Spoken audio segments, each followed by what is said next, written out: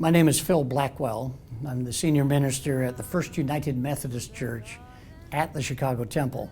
It's at the corner of Clark and Washington on Daly Plaza, and holds the distinction of being one of the most unusual religious buildings in the world, and at one point was the tallest building in Chicago.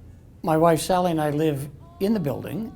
We have three-floor townhouse in effect that's in the steeple. So my commute to work is straight downhill on an elevator.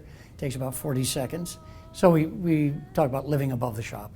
And he walks with me and he talks with me. We've been here 13 years, and the senior minister of the church has been occupying that parsonage for since about the 1940s. It was not originally planned to be that way. The steeple, where we're now seated in a chapel that's above the residence, was originally the bell tower. Sometime in the 1940s, the bells were moved out, and then Mrs. Walgreen of pharmacy fame, in memory of her husband Charles, gave money to the church. He was a member of the church, gave money to turn this area into a prayer chapel, which was first used on Easter morning of 1952. But it's hard to get up here because it was never expected to be public space. So by the time you take one elevator, go through a locked door, get on another elevator, walk up some stairs to get here, you realize that it doesn't meet code, and we can't just tell people go on up. So every day at 2 o'clock, we give a free tour for anybody who wants to come on up and see the place. Is ringing,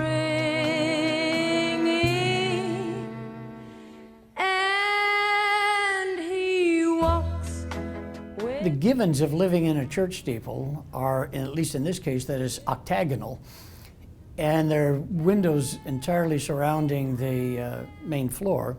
There's only one right angle in the living room, so that's where the right angle bookcases went, and then you begin to build out space from there. Given that it's a pretty large space in terms of the living room, we developed a kind of a talking space with the couches so that you could actually be within hearing distance of each other. But also gave a lot of room for people to walk around in so they could walk over to the windows, because the big attraction in our house is outside our house. It's the city. And the joy we share as we tarry there. Na, na. So we find it a good social space, and people are interested to get up here because, like in any building in Chicago, people want to get up to the top and see what's there.